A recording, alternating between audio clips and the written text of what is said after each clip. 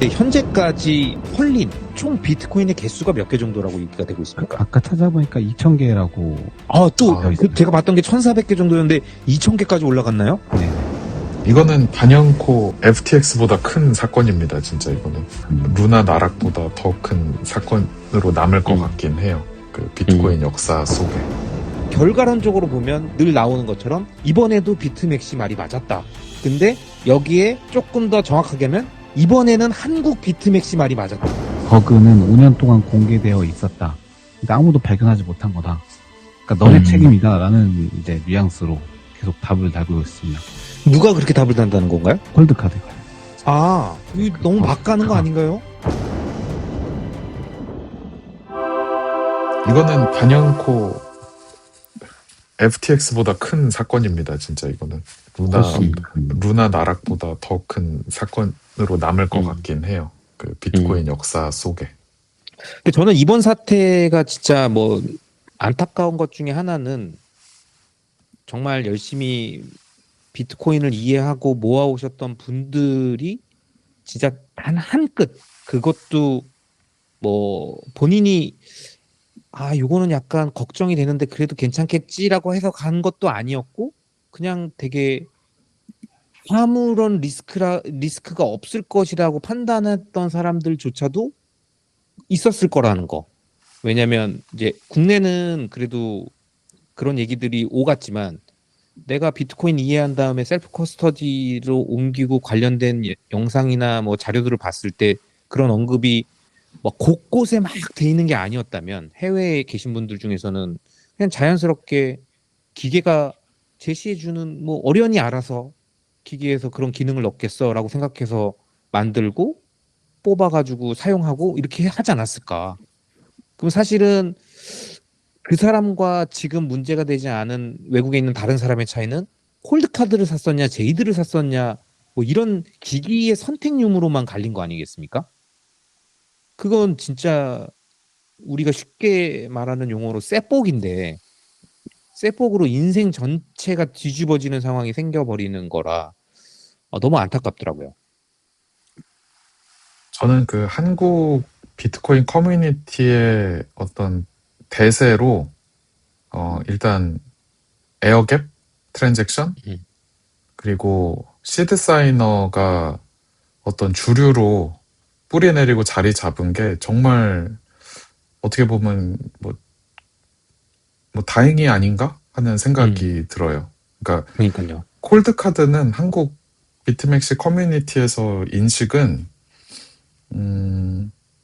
뭐 일단 해외 배송이니 좀 기다려야 돼서 약간 접근성이 조금은 거리가 있고, 특히 비트키트님이 시드사이너 네이버 스마트 스토어에서 판매하기 시작한 이후로부터는 더욱더 그렇게 됐죠. 그러니까 키스톤 3 프로 말고는 내가 오늘 주문해서 한 내일이나 내일 모레 받을 수 있는 게 없었거든요. 근데 거기에 플러스, 그러니까 접근성이 좀 먼 거, 해외에서 직구해야 되는 거라서 거기에 플러스 콜드카드는 조금 중급자 그 이상부터 쓰는 거지.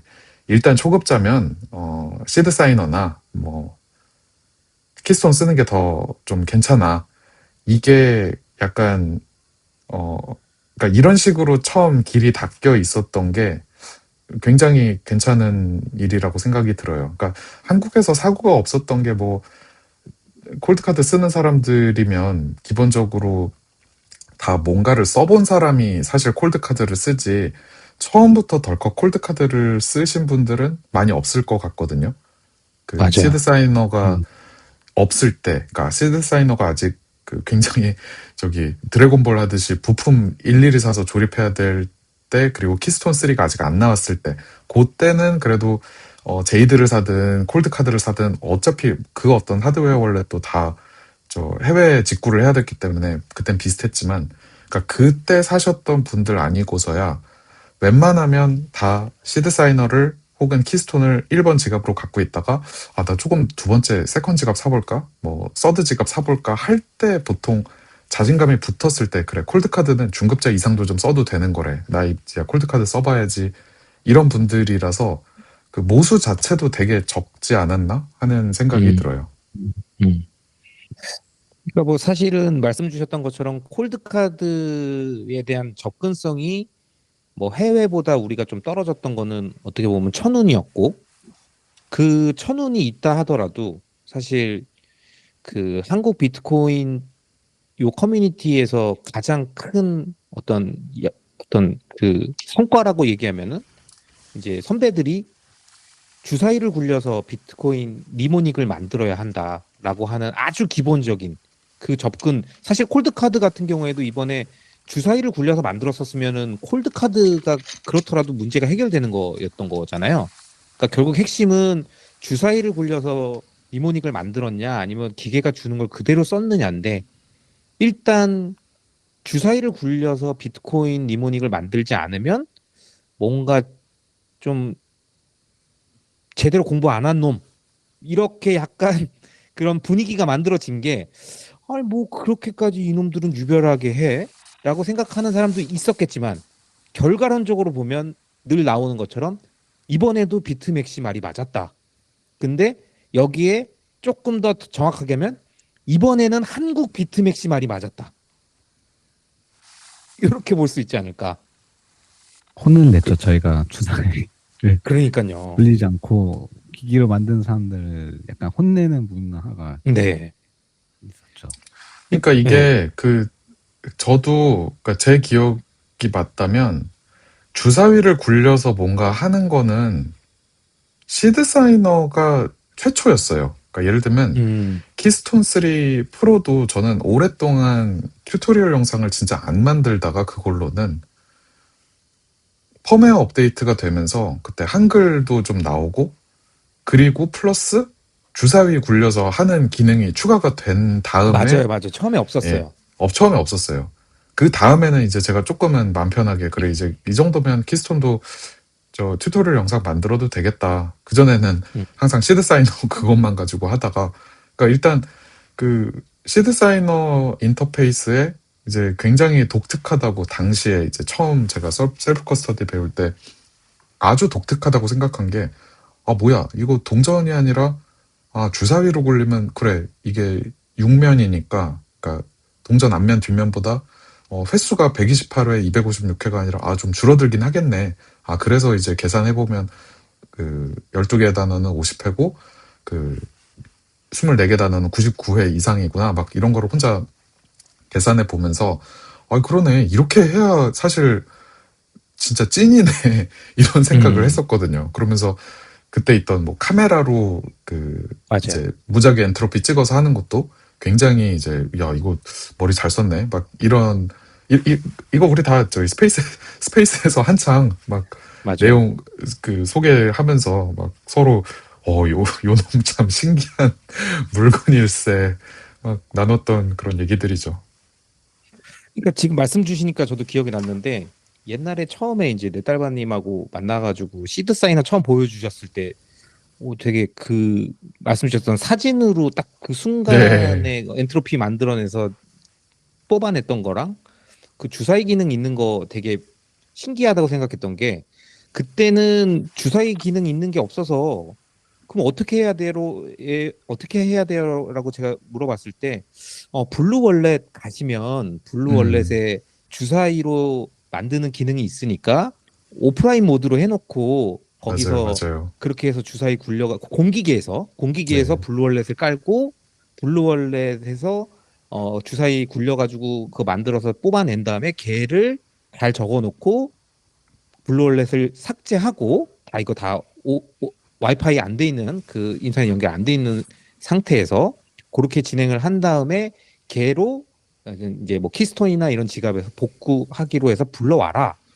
그래서 이제 저는 맨 처음에 그렇게 했었거든요. 그랬는데 뭐 시간이 지나고 나서 보니까 키스톤 펌웨어 업그레이드 되더니 이제 그 기능이 들어온 걸 나중에 알았죠. 네, 너무 네. 편해졌던 건데 그전에는 진짜 그렇게 복잡하게 하거나 아니면 뭐 시드 사이너 거의 지금 그 모카시 문익점처럼 넷달바님이 한국에 들여온 거 아니겠습니까? 거의 지금 좌칭 타칭 초창 그냥 시조 아니세요? 그러니까 그때 들어온 신문물을 이제 옆에서 보고 있었던 사람들은 와 저런 게 있구나 신기하다. 근데 저거 어떻게 해야 돼요? 그랬더니 뭐 파는 게 아니래. 이거 어떻게 해요? 그랬더니 다들 좀 뭐 황당히 조립해서 하셨었죠. 조립해서 만들어야 되는데 뭐 알리에서 부품 사야 돼. 저는 그것까지는 제가 분명히 그렇게 말씀드렸던 그때가 언제죠? 저희 2022년인가요? 3년인가요? 뭐 그때쯤 아니었나요? 예, 22년 그러니까 그러니까 저는 스스로 생각하기에 제가 진짜 비트 맥시가 된 거, 그러니까 톡식한 비트 맥시가 된 게 2022년 5월 8일, 5월 9일 루나가 완전 와장창 날아갈 때였거든요. 그래서 그때 이거 맥시들 말이 맞았구나. 그러니까 저는 뭐 그렇게 저렇게까지 할 거 있나? 저도 솔직히 그쪽 편이었어요. 그러니까 그 알트코인 편이었다는 게 아니라, 그러니까 뭐 나는 알트 안 할 거지만 그렇다고 해서 뭐 저렇게 신랄하게 까댈 거 있나? 뭐 이런 거였죠, 한마디로. 근데 그때를 이후로 좀 생각이 확 바뀌어서, 그래, 한번 맥시들이 하라는 거 다 해보자. 그 전환점이 된 게 그때였고, 그때 5월 아무튼 그 5월 달 내에 시드 사이너를 혼자 집에서 낑낑대면서 조립하고, 네, 그때 막 한국 커뮤니티에 여러분 이런 게 있어요. 되게 싸게 만들 수 있어요. 키스톤 2가 그때 거의 30만 원 했어요. 제 기억이 맞다면. 그리고 키스톤 2 키스톤은 되게 살 수가 없다 비쌌어요. 그랬어서 살 수가 없다고. 맞아요. 맨날 물량이 동나가지고. 예, 네, 맞아요. 루나 터지고 나서 거의 맞아요. 겨울에 에센셜이 17만 원인가 그랬는데 그것도 품절.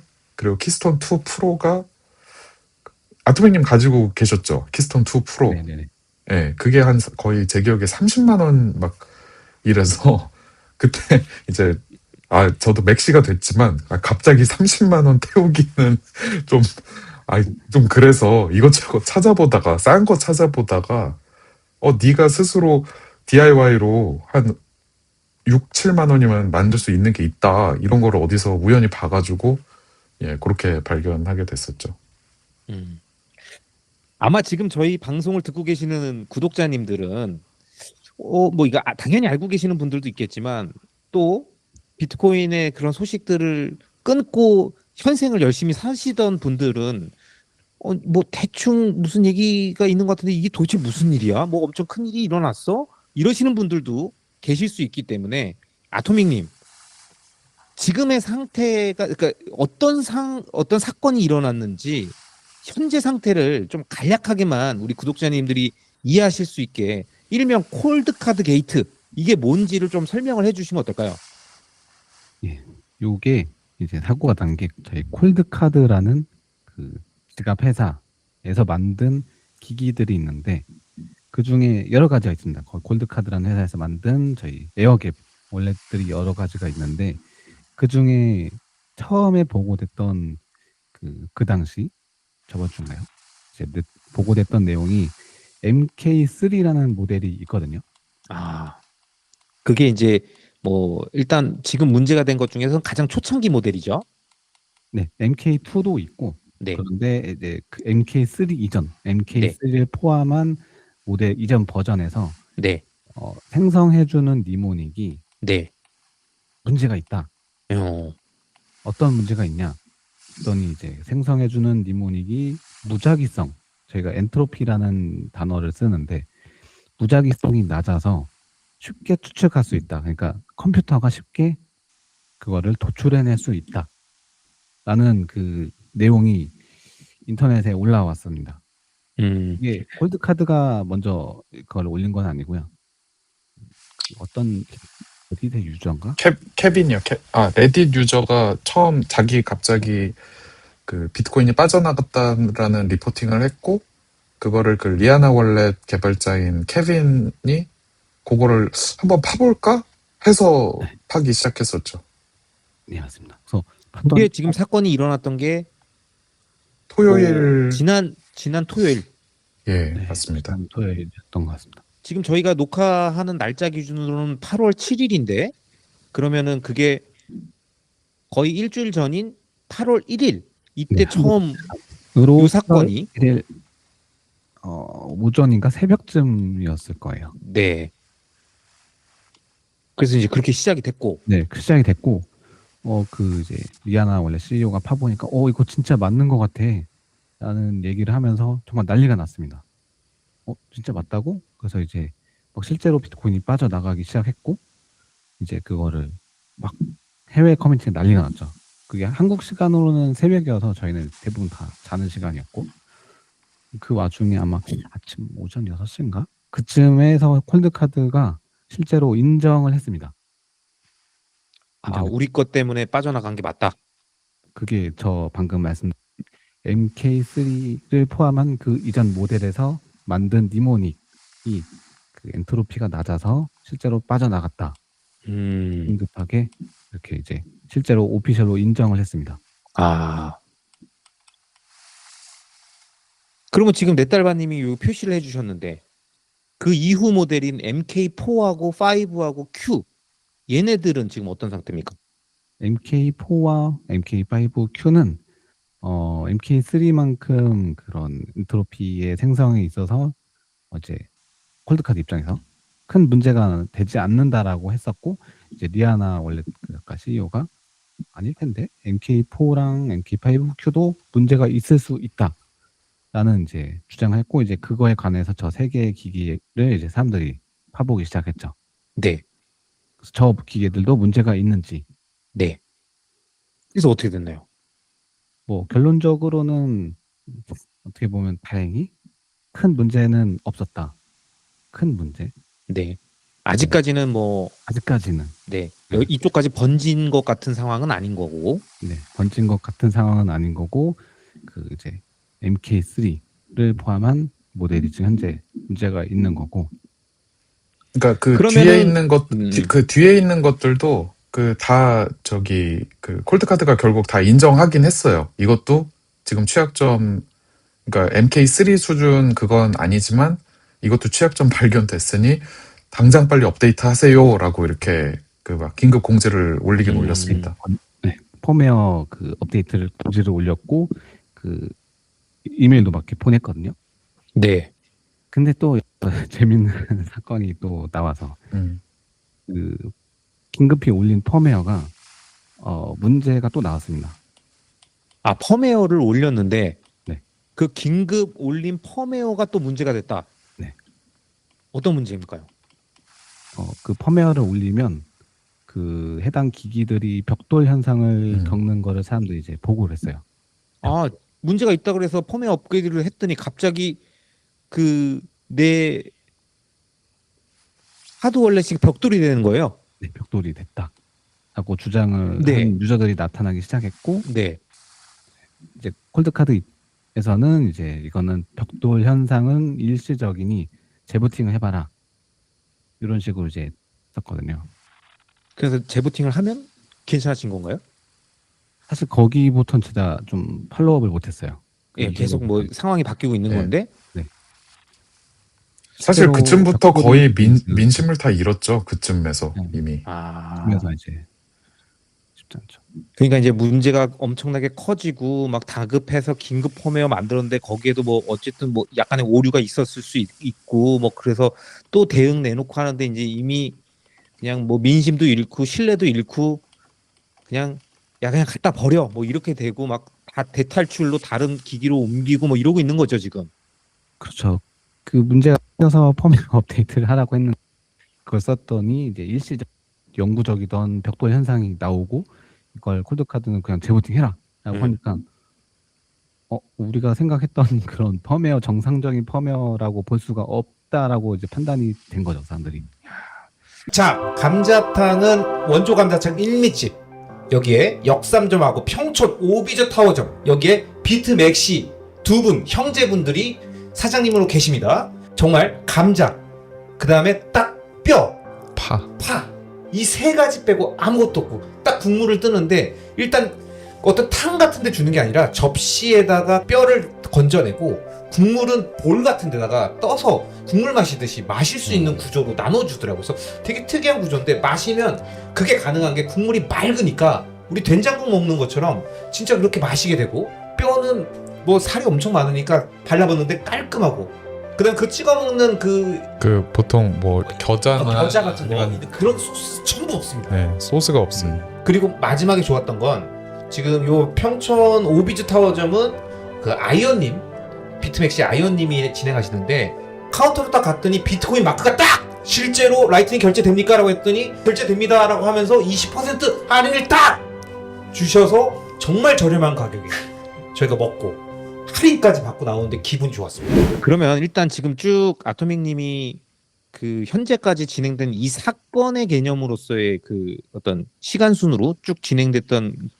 그 경과를 설명해 주셨는데 네딸바님 이 아토믹님 설명했던 내용 중에 보면 지금 이제 저희 이 영상을 보시는 분 중에 당연히 맥시 분들은 무슨 얘기인지 다 알고 계시지만 아직 좀 익숙하지 않은 분들 그리고 뭐 셀프 커스터디는 했지만 그럼 나도 문제가 되는 게 아닌가 싶은 근데 난 콜드 카드는 아니니까 뭐 다행인데 근데 어떻게 가만히 있어봐 어떻게 내 비트코인이 들어있는 개인 지갑에 있는 걸 누가 빼갈 수가 있지? 이게 말이 되나? 라는 그분이 굉장히 좀 이해가 안 가실 거예요. 여기에 대해서 아까 설명 주셨던 단어 중에서 그 엔트로피 그 다음에 엔트로피가 낮으면 뭔가 이런 문제가 발생될 수 있는 위험이 있는 니모닉이 생성되고 높은 엔트로피를 이용해서 높은 엔트로피로 지갑을 만들어야만 안전하다라고 했는데 이 개념을 조금만 쉽게 설명을 해주시겠습니까? 네. 일단 무작위라는 단어에 이렇게 딱 그 초점을 맞추셔야 돼요. 무작위로 뭔가를 만들어내야 된다. 네. 비트코인이 기대고 있는 보안은 이제 수학 중에서도 확률이라고 볼 수 있는데 확률이 0에 수렴하는 거의 0에 수렴하도록 만드는 거예요. 그러니까 리스펙님이 갖고 계신 그 비밀키와 아토믹님이 갖고 계신 비밀키와 제가 갖고 있는 이 비밀키가 서로 수학적으로 통계적으로 절대 겹칠 일이 그러니까 절대라는 말이 여기서 이제 0%라는 말이 아니라 진짜 극한까지 0.000000000 그냥 그 계속해서 나가서 0에 수렴하는 그런 확률로 우리가 뭔가를 선택을 해야 되는데 인간은 어떤 무작위를 생성해내는 능력이 정말 떨어지거든요. 인간은 오히려 그 반대로 패턴을 만들어내는 걸 굉장히 잘해요. 그리고 패턴 인식하는 걸 잘하고 그게 결국 그 생존에 직결되는 문제니까 그러니까 이런 얘기 다 들어보셨을 거예요. 원시인 입장에서 풀숲이 갑자기 바스락거리는 소리가 딱 나면 저거 맹수 소리인지 아닌지 처음에는 모르다가 저거 맹수가 어떤 우리를 사냥하는 그런 어떤 발자국 소리다라는 걸 인지한 다음부터는 어디선가 바스락거리는 소리가 나면 일단 도망을 가는 판단을 내린단 말이에요. 그런 식으로 그래 이런 패턴이 보일 때는 A라는 사건이 발생하더라. 이런 패턴이 보이면 B라는 사건이 발생하더라. 이렇게 우리가 다 머릿속에 어떤 패턴을 인식하고 이 세상을 살아가기 때문에 그 패턴을 깨는 정말 무작위를 생성해내는 거는 인간이 가장 못하는 것 중 하나예요.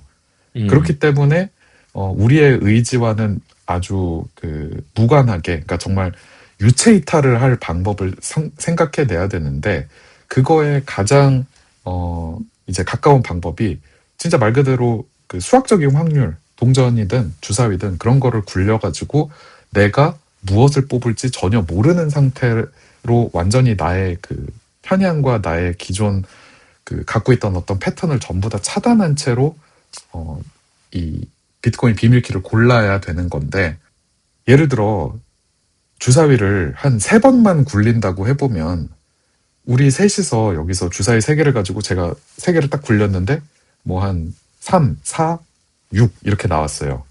그럼 당연히 리스펙님, 아토믹님이 3번 굴리면 3, 4, 6이 나올 수도 있지만 뭐 나오지 않을 확률이 더 크겠죠. 근데 이거를 만약에 3번이 아니라 제가 10번을 굴렸어요, 주사위를. 그래서 뭐 6, 4, 3, 뭐 1, 2 막 이렇게 어쩌고저쩌고 나왔는데 두 분이 주사위 10번을 굴려서 저랑 똑같이 나올 확률은 아까보다 훨씬 더 줄어들겠죠.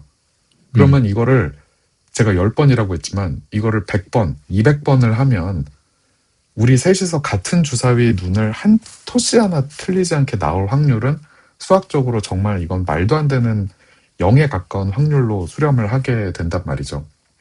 근데 콜드카드는 어떤 실수를 이걸 실수라고 해야 될지 뭐 좀 단어 선택이 적정할지 모르겠지만 잠시만요.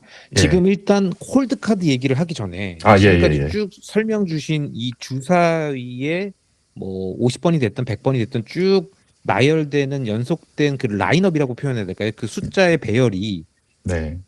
나와 내 딸바 아토믹이 같으면 똑같은 형태의 니모닉이 만들어지는, 그러니까 이게 지금 수학적으로 보면은 이 우리가 니모닉이라고 얘기하는 12개나 24개의 0단어가 사실은 어떻게 해서 도출된 거냐를 보면 0과 1이 반복되어 있는 그 숫자의 배열들에 의해서 그게 요런 형태의 그 단어로 변환이라고 해시라고 표현해야 될까요? 정확한 표현은 네달바님이 잡아주십시오. 그렇게 바꿔주는 형태로 해서 우리가 쉽게 그거를 뭐 그 긴 숫자들 그 코드를 우리가 외울 수는 없으니 외우기 쉬운 형태로 바꿔준 게 니모닉이라고 하는 영어 단어로 바꿔준 건데, 결국에는 걔가 만들어지는 과정은 그 엄청나게 긴 그 무작위성의 연속으로 돼야지만 만들어지는 거였다라는 건가요? 네, 네. 화면에 쓰는 것처럼 0과 1이 계속해서 이렇게 총 128번 혹은 256번 반복되는 그런 무작위의 1과 0을 내가 하나 뽑아내야 되는데, 이거를 그 128번 정도, 256번 정도를 이렇게 앞 뒷면 동전을 만약에 예로 들면 절대 우리 세 명이 이거를 이렇게나 많은 128번, 256번이나 시행을 했을 때 절대 똑같이 나올 수가 없거든요. 정말 엔간해서는. 그러니까 이제 니모닉 처음에 잘 모르시는 분은 12개 단어 이제 적으라고 하면 적으면서 이 생각하시잖아요. 아니 가만히 있어봐. 아니 누가 그냥 마음대로 이렇게 꼽아가지고 대충 했을 때 나랑 똑같은 니모닉이 나오면 내 거 걔가 가져가는 거 아니야? 아니면 나는 내가 다른 사람 거 가져갈 수 있는 거 아닌가? 라고 하는데, 만약에 그러려면 넷달바님하고 저랑 자 하나 둘 셋 하면 그 우리 그 뭐라 그러죠? 무슨 그 이렇게 1 뭐 짜장면 짬뽕 이렇게 같이 얘기하는 그 뭐 밸런스 무슨 게임이죠? 그런 것처럼 하나 둘 셋 했을 때 1 하나 둘 셋 2 이렇게 연속적으로 그걸 128번 맞추면 우리들이 같은 니모닉을 갖게 되는 네. 거에 성공, 이거라는 거잖아요. 네, 네, 네. 이렇게 가능하겠냐? 네. 그래서 이제 그 128번 혹은 256번이 보장된다라고 콜드카드의 사용자들은 그렇게 생각을 하고, 그래, 기계가 이렇게 128번이라는 무작위 난수를 생성해서 나한테 준 거겠지 하고 그 12글자를 받아 적은 거예요. 근데 그러니까 셀프 커스터디 예. 하신 분들이 기계에서 각자 쓰시는 지갑이 다 다르시겠지만 지갑에서 이렇게 그냥 자동 생성으로 받는 게 그냥 우리는 버튼 띵 누르지만 이런 알고리즘에 의해서 쭉 정리가 돼서 나한테 그걸 준 거고, 이런 무작위성의 그 엔트로피가 높은 상태의 값을 준 거다라고 생각을 하고 콜드카드 사용자들도 당연히 그렇게 생각을 했었던 건데 네. 그렇지 않았다는 거죠. 근데 알고 보니 128번이 아니라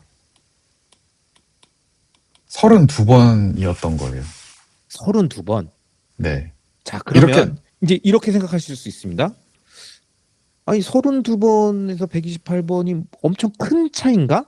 라고 생각하실 수 있는데, 이제 넷달바님이 아까 설명을 잘 해주셨죠. 하나 둘 셋 했을 때 1, 하나 둘 셋 0 이거를 얘기하는 거를 우연히 어떻게 하다 보면 32번째까지 연속적으로 맞을 확률은 128번 맞을 거하고 비교하면 엄청나게 엔트로피가 낮다는 거 아니에요. 맞습니다. 그거를 비교도 우리가 할 뭐 수 없을 정도입니다. 아, 비교가 아예 할 수 없을 예. 정도로. 그냥 압도적 오브 압도적으로 말도 안 되는 게 성공 확률이 훨씬 높습니다. 32번은. 게다가 이게 현실에서 1, 0 하는 게 아니라 계산 정말 빨리 하는 도구 있잖아요. 컴퓨터. 컴퓨터한테 야 이거 한번 그 내가 지금 그 뭐 고성능 랩탑 같은 거 하나 켜놓고 하루 종일 그냥 돌려보는 거예요. 그러면 32번 정도면 어쩌다가가 아니라 컴퓨터가 계속해서 일치하는 거를 찾아낼 수 있겠죠. 주사위 뭐 32번 돌리는 거는 네, 뭐 그렇지. 별일 아니니까 컴퓨터 입장에서는. 아토믹님. 예. 그러면은 지금 넷달바님이 쭉 설명해 주셨던 그런 얘기처럼 네. 결국은 콜드카드가 128번이나 256번 정도의 그 높은 엔트로피를 갖고 있는 걸로 만들어 준 줄 알았더니 그게 아니고 32번밖에 안 된 거고, 그 예. 32번밖에 안 된다는 거를 뭐 일각에서는 이제 AI를 활용해서 그런 좀 찾아내기 시작했고, 그 문제점들을 집요하게 이제 이렇게 계속 프로그래밍으로 돌리면서 그 비트코인이 있으면 찾아내서 탈취하고 뭐 이런 식으로 가져가고 있다라고 하는데 그게 맞습니까? 이제 그런 주장도 꽤 많고요. 네. 사실 무작위 대입, 브루트포스, 그러니까 막 이것도 넣어보고 저것도 넣어보고 그냥 계속 넣어보는 거는 사실 AI의 도움이 필요가 없죠. 없죠. 그냥 프로그래밍 해서 그냥 돌리면 되는 거니까. 돌리면 되니까. 쭉 돌리면 음. 되니까. 그리고 요 버그라고 표현하는 게 맞는지 모르겠는데 요 내용이 사실 21년에 보고가 되어 있습니다. 아, 그러니까 지금 이제 와서야 뭐 AI의 발전과 함께 이런 문제가 이제 드러난 게 아니라 이미 21년에 이런 문제점에 대한 인식이 있었다는 건가요? 인식이 아니고 요 콜드카드 MK3에 대한 낮은 엔트로피 생성에 대한 문제를 해외 레딧 유저가 21년에 그 콜드카드 쪽에다가 이의 제기를 했어요. 이거 네. 엔트로피가 낮게 생성되는 것 같다. 네. 실제로. 네. 근데 이제 콜드카드에서 그 유저 말을 묵살했죠. 아, 마이너리티 리포트가 있었던 거네요. 그러니까 낮은 엔트로피 생성 때문에 문제가 발생한다는 사실 자체는 21년에도 많은 사람 저도 알고 있었고 당연히 해외 유저들도 알았을 거예요. 레딧에서도 그렇게 얘기를 했으니까. 네. 그리고 콜드카드가 이제 문제가 있다는 것도 보고를 했는데 그 당시 이제 묵살을 했고 그러다 보니 저의 개인적인 그 추측은 그 최근에 와서 이제 그 빼간 게 한 금방 이제 한 요 며칠에서 뭐 올해 이렇게 준비한 아마도 개인적인 추측입니다. 그때쯤 20년도 20년도에 그거를 발견할 때쯤 알고 있었던 게 아닐까 싶습니다. 이거에 대한 내용을. 그러면 네. 예를 들면은 왜 그런 거 있지 않습니까? 그 뭐 그런 뭐 이렇게 그 악성 프로그램 같은 것들 이렇게 깔아놓으면 그거 깐 다음에 계속 지켜보고 있다가 어느 정도 거기서 내가 먹을 게 있다라고 판단되는 시점까지 기다렸다가 그게 됐을 때 한 번에 사사사사사삭 해서 실행을 한 것뿐이다. 이게 저는 그렇게 추측을 합니다. 그때 아, 년도에 그걸 알았고 그런 지갑들을 쭉 모으고 모니터링하고 있다가 그냥 털린 지갑이 많기 때문에 그거를 그 일시에 한 번에 그렇게 일사불란하게 보내려면 준비도 많이 해야 됐어. 이거를 분명히 기간이 쌓일 동안. 그리고 지금 그러면은 그 한 일주일 정도 됐는데 현재까지 그 털린 총 비트코인의 개수가 몇 개 정도라고 얘기가 되고 있습니까? 아까 찾아보니까 2,000개라고. 또 되어 그 있습니다. 제가 봤던 게 1,400개 정도였는데 2,000개까지 올라갔나요? 네네. 와, 이거 시간이 지날수록 그럼 계속 올라가네요. 그렇죠. 이제 왜냐면 이제 인지하지 못한 사람들이 이제 열어보고 털렸다라고 할 수 있기 때문에 그 이동이 이거에 의한 이동인지 이제 사람들이 보고도 하고 이제 그런 찾아내는 과정에서 이제 늘어날 수밖에 없긴 하죠. 자, 그러면은 지금 이 방송을 보시는 분들 중에서 셀프 커스터디를 하신 분들이 난 콜드카드 다행히 콜드카드 아니다. 휴 다행이다.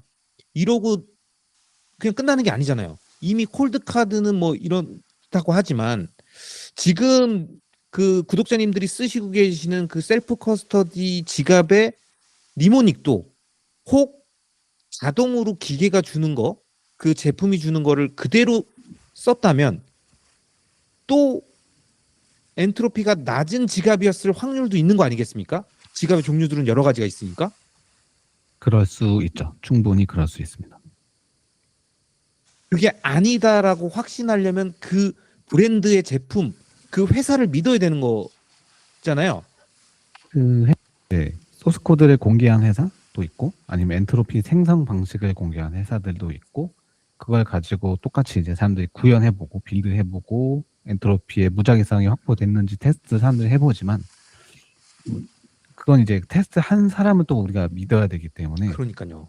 네, 뭐 이건 22년도부터 저희가 다 강조했던 내용이지만 당연히 어떤 기기를 쓰던 사실 콜드카드만의 그런 국한된 그런 내용은 아니고 콜드카드 MK3에 사람들이 주목을 했지만 해외 유저들도 저희는 당연히 이거는 콜드카드 MK3에 국한되는 게 아니라 원래 니모닉은 높은 엔트로피를 가진 직접 내가 생성한 걸 가지고 써야 되는 게 원칙입니다. 그래야 에어갭을 쓰는 당연히 이유도 그것 때문에 이제 에어갭을 쓰는 거고 그게 아니었으면 에어갭 아니고 그냥 핫 원래 쓰고 만들어주는 거 쓰겠죠.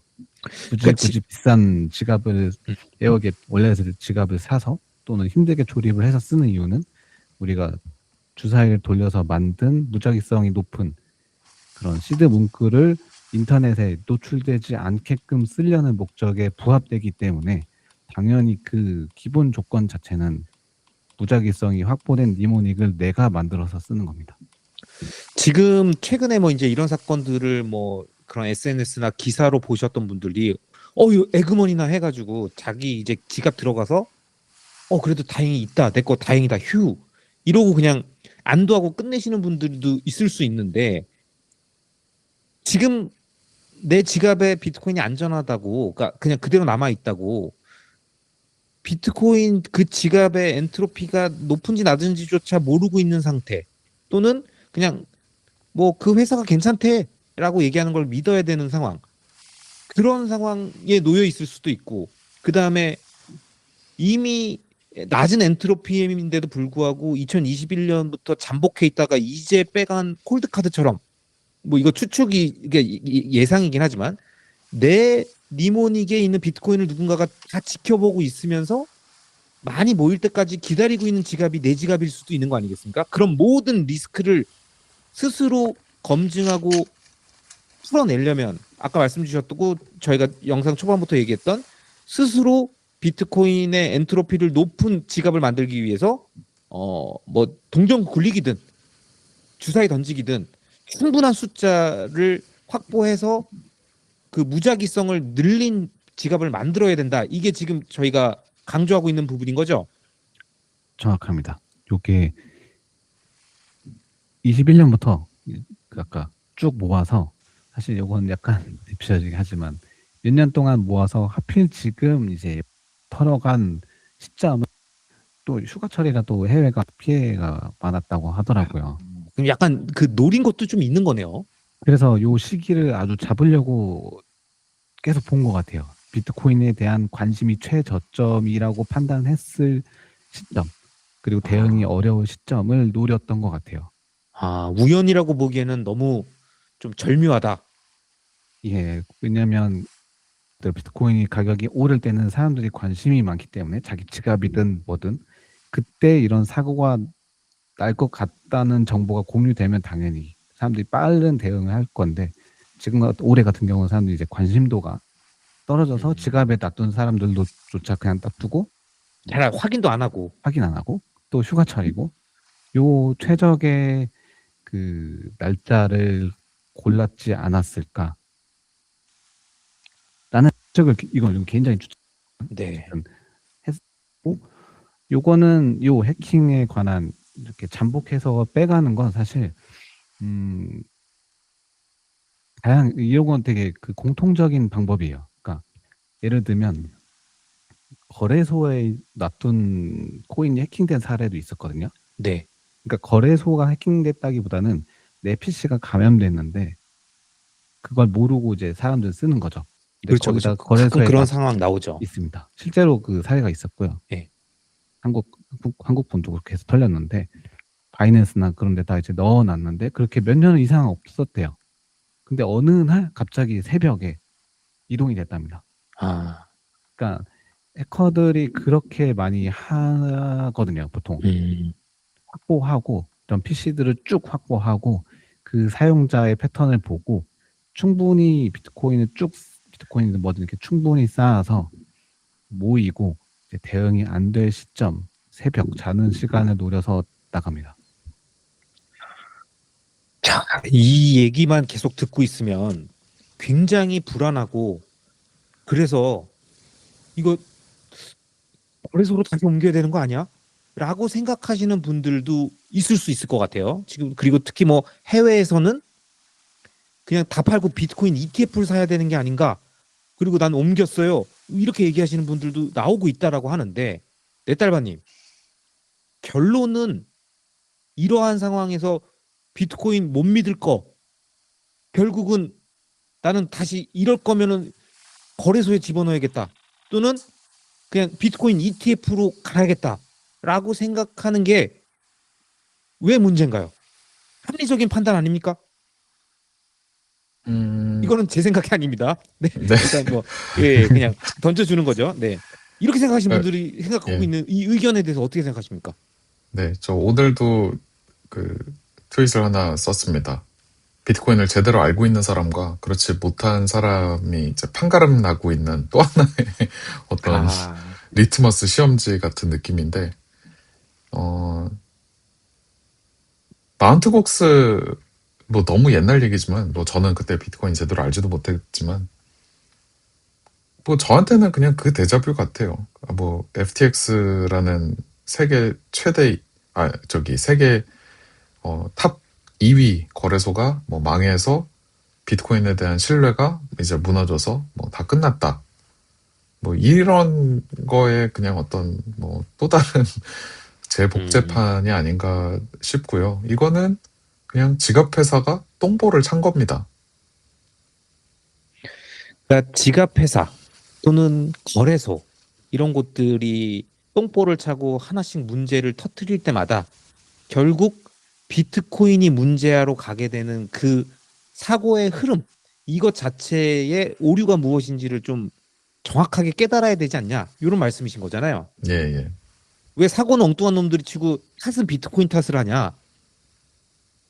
그러니까 이게 아까 이게 콜드카드 이 사건을 보고 이제 교훈이 뭐 여러 가지가 있겠지만, 저는 역시 공개된 코드가, 이런 게 되게, 그러니까 코드만 공개됐다고 다가 아니구나. 이게 그 오픈소스로 누구나 이거를, 그러니까 왜 이제 거인의 어깨 위에 올라타서 그 다음 거를 또 인류가 막 전진을 해 나가잖아요. 지식 체계를. 그러니까 네. 콜드카드가 사실 뭐 좀 여러 가지 괘씸죄가 좀 있어요. 뭐냐면 트레저라는 지갑도 그렇고요. 뭐 시드사이너나 크럭스 같은 거는 당연히 그렇고, 그리고 블록스트림의 제이드 같이 그런 하드웨어 지갑 회사들이 만드는 지갑들이요. 사실 걔네 펌웨어가 전부 다 그냥 공개되어 있고, 여기 있는 사람, 저희 셋 중에 아무나 아니면 듣고 계신 분 누구라도 뭐 이제는 사실 개발자만 할 수 있는 것도 아니죠. 챗GPT한테 물어봐 가면서 제이드에서 준 그 하드웨어가 아닌 뭐 알리익스프레스 같은 데서 대강 한 4, 5만 원 정도 주고 살 수 있는 그런 조그만 하드웨어에다가 얼마든지 그 펌웨어 자기가 다운로드 받아서 올려가지고 파는 제이드랑 똑같이 쓸 수 있거든요. 근데 이제 괘씸죄 얘기가 왜 나오냐면, 콜드카드가 트레저의 그 코드를 포크를 떠서 이제 만들었어요. 근데 네. 이 라이센스가 전혀 아무런 변형도 없이 그냥 이제 상업화를 할 수가 없었기 때문에 몇 개를 좀 바꿨습니다. 그러니까 근데 똑같이 베낄 수는 없으니까. 네. 근데 이제 그 과정에서 이런 말도 안 되는 실수가 들어간 거예요. 32비트, 256비트를 써야 되는데 32비트를 쓰는 어처구니 없는 진짜 실수가 일어난 거고, 근데 여기서 뭐 그게 왜 괘씸죄지 하실 텐데 이제부터 본격 괘씸죄입니다. 콜드카드의 그 소스 코드를 파운데이션이라는 회사, 그 패스포트라는 하드웨어 쓰고 계신 분들 많을 텐데, 그 되게 그 아주 한 손에 착 감기는 그 바형 핸드폰이랑 똑같이 생긴 그런 지갑이 있습니다. 근데 걔네한테 시비를 엄청 걸었고요. 그 니네 왜 내 거 베껴 쓰냐. 근데 이제 사실 쓰면서 맞아요. 그리고 그때 베껴 쓰면서 진짜 치명적인 보안 실수를 저질렀고, 그리고 그 어떤 뭐 에로건트 했다라고 많이들 하는데 그 코인카이트가 그 시비를 정말 여기저기 많이 걸고 다녔어요. 특히 아까 우리 초반에 얘기했던 시드 사이너를 이건 좀 너무 원색적인 비난이다 싶을 정도로 너무 물어뜯었어요. 근데 그게 기술적인 거를 물어뜯으면 그래 뭐 그건 그렇다 쳐도 좀 인신공격? 그러니까 시드 사이너 개발하는 사람들이나 쓰는 사람들을 좀 진짜 약간 인신공격까지 하면서 되게 물어뜯었었고, 그리고 또 거기서 그치지 않고 코인카이트의 또 제품 중 하나가 블록클럭이라고 이 아날로그처럼 아마 자료화면으로 띄워드릴 수 있을 것 같은데, 아날로그 그 숫자 카운터로 지금 비트코인이 몇 블록인지, 그 블록 번호가 지금 어디까지 쌓였는지, 지금 비트코인 가격은 뭔지 다양한 그런 정보들을 아날로그 감성 있게 딱 해주는 그건데, 누가 이제 그거를 이제 너무 비싸다 저거 사실 부품 같은 거 조금 이것저것 떼어다가 그 하면 뭐 펌웨어도 별거 아니고 해서 누가 만들었어요. 오픈 소스 BT 클락이라는 거를. 그래서 저는 그걸 갖고 있거든요. BT 클락이라는 걸 갖고 이제 누가 만들었는데 그거는 완전 오픈 소스 프로젝트예요. 그래서 그 코인카이트에서만 코인카이트는 당연히 그 회사 개발자들만 겨우 개발을 할 텐데, 이 BT 클락이라는 그거의 어떤 뭐 다른 버전은 전 세계에 있는 모든 관심 있는 애들이 막 거기다 기능 엄청나게 추가하고 막 코드 검토하고 그러고 있죠. 근데 얘네한테 또 딴지를 건 거예요. 니네 왜 우리 회사 제품 베꼈어? 하면서 MS 마이크로소프트한테 요청해갖고 그 BT 클락이라는 코드 저장소를 깃허브에서 퇴출을 시켰어요. 너네 나가 해가지고. 그게 가능한가요? 예, 그러니까 막 그 어떤 그 저작권인가 뭐 아무튼 그런 저작권. 산업재산권 관련 그런 뭔가를 걸었나 봐요. 그래서 이제 BT 클락 그 깃 리포는 퇴출당해가지고 어디 다른 데로 이렇게 새빵 이사 가듯이 막 간 일도 있었고, 그러니까 뭐 얘기하자면 끝도 없지만 어쨌든 이 콜드카드의 코드는 공개는 되어 있지만 철저하게 이런 식으로 얘네가 아무도 못 쓰게 막 해놨기 때문에 사실 코드 리뷰를 그렇게 받을 일이 없을 거 아니에요. 네. 그걸 리뷰해서 뭐 하겠어요. 내가 뭐 그거 갖고 뭘 어떻게 변형해서 뭘 쓸 수 있는 것도 아니고 응용해 볼 수도 있는 것도 아니고 한데, 그러니까 결국 그 코인카이트의 약간 탐욕과 오만과 좀 무지가 이 오픈소스라는 거에 이거를 결국 그 좀 무시한 거죠. 힘을 얕본 거죠. 그의 오만이 결국 이런 어처구니없는 실수를 불러일으켰고, 지금 어떻게 보면 괘씸죄로도 많이 욕을 먹고 있기는 한 상황이거든요. 근데 그에 반해 블록스트림 제이드, 뭐 트레저 이런 거는 사실 그 트레저도 물론 사고 친 적은 있지만 이런 수준의 이런 말도 안 되는 저급한 수준의 실수는 아니었거든요.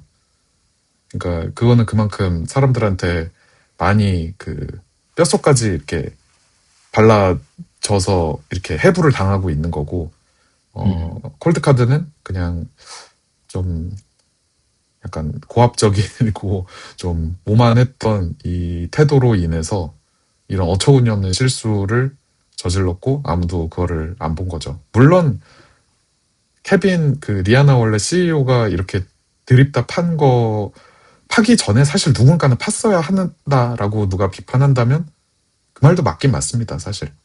그렇지만 이제 그렇게 폐쇄적으로 되어 있는 것들을 이제 뭐 집요하게 어떤 그냥 대가도 없이 그냥 자기 시간 들여가지고 파는 게 뭐 쉬운 일은 아니고, 그다음에 뭐 그렇게 한들 뭐 내가 얻을 수 있는 게 없는데 정보에 접근할 수 있는 거에 한계도 있고, 뭐 분명히 결국엔 그런 부분들이 스스로 똥볼을 차도 아무도 제어하지 못하고 조언해주지 못하고 중간에 막지 못하는 상황을 만들어서 결국은 피해는 그 지갑을 사용하고 있었던 유저들이 지금 보고 있는 상태예요. 고객들이 그죠. 다 고객들이 다 뒤집어 쓴 거죠. 아토믹님, 지금 그 어떤 그 비트코인의 역사에서 이 정도로 지갑 관련된 문제가 터진 게 있었나요? 이 정도의 사건은 없었고요. 이게 아마 비트코인 역사상 아주 큰 전환점 또는 사고로 남을 것 같습니다.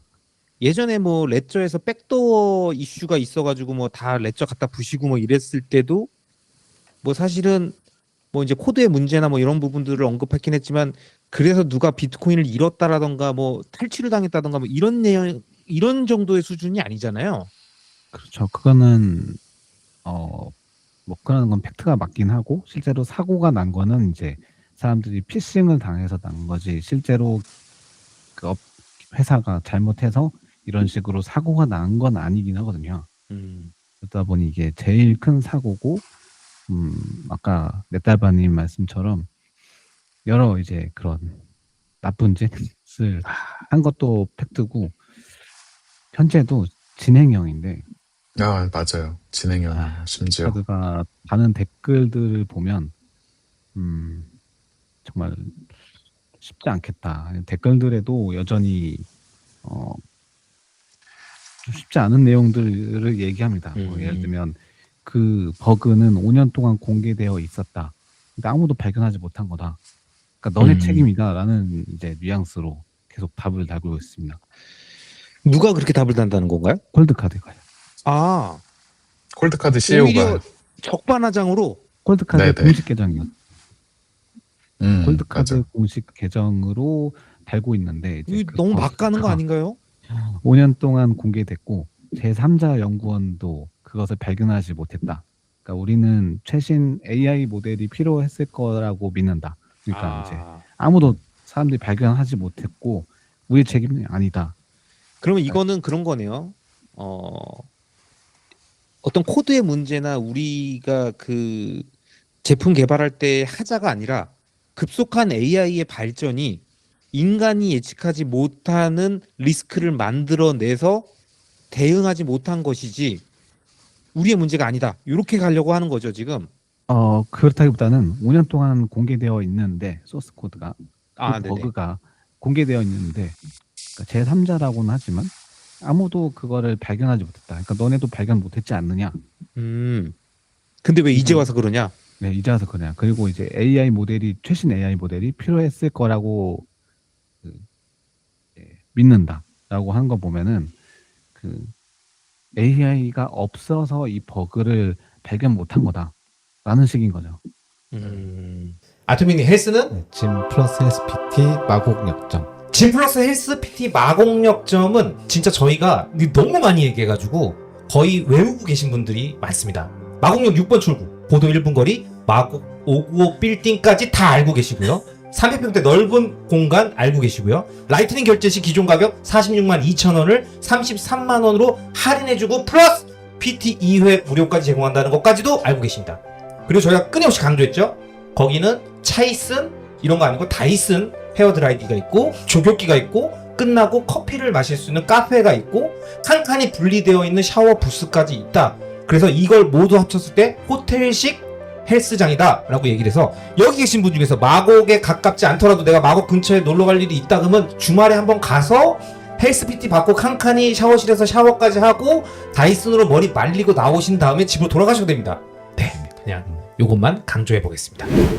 그러니까 AI가 확실히 이런 취약점을 더 이렇게 깊게 파고들 수 있게 해서, 이런 뭐 꼭 지갑 회사만이 아니라 보안을 신경 써야 되는 그 개발자 입장에서는 코드가 공개되어 있을 때 더 까다로워진 거는 맞아요. 왜냐하면 예전에는 진짜 콜드카드 뭐 이거 취약점 뭐 없나? 뭐 시드사이너 뭐 취약점 없나? 이런 걸 하려면 진짜 한 줄 한 줄 리뷰를 해야 되는데 사람이 직접.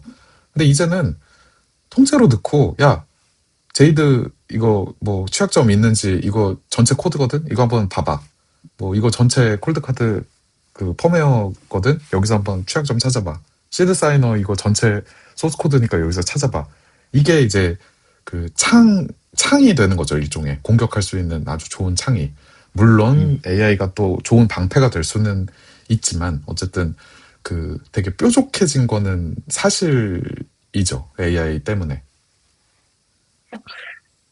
어찌됐든 지금 저희가 설명드리고 있는 이런 내용들을 뭐 저희 구독자님들은 대부분 이제 그 대한민국 사람들이 많으시기 때문에 해외에서 거주하시더라도 사실 크게 와닿지 않을 수 있습니다. 왜냐하면 내 주변에서 일어난 일이 아니다라고 생각을 할 테니까 그냥 강 건너 불구경하듯이 뭐 그랬나 보다 하면서 그래서 뭐 지금 나한테 문제 있나? 이렇게 생각하실 수 있는데 아까 저희가 이 방송 내내 설명드렸던 것처럼 지금 내 지갑이 안전한지 아닌지에 대한 자가 판단을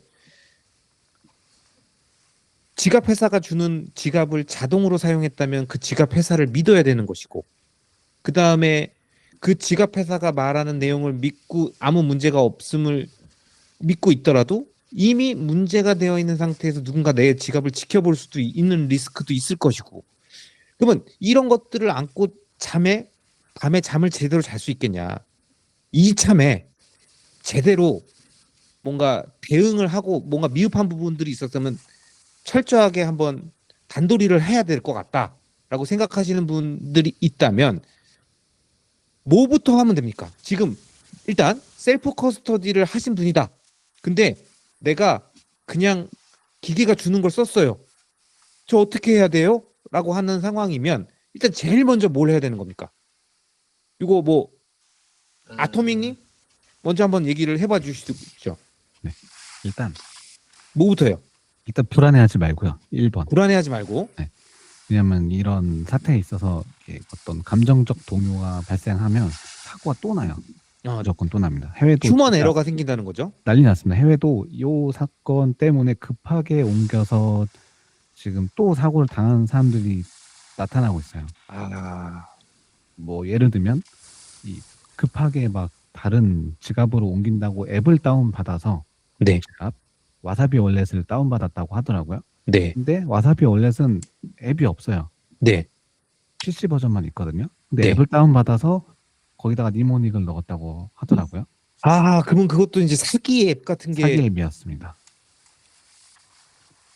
아이고야. 그러니까 일단 첫 번째로는 무조건 좀 불안해할 상황이라기보다는 이참에 점검을 해보자라는 일단 취지고 네.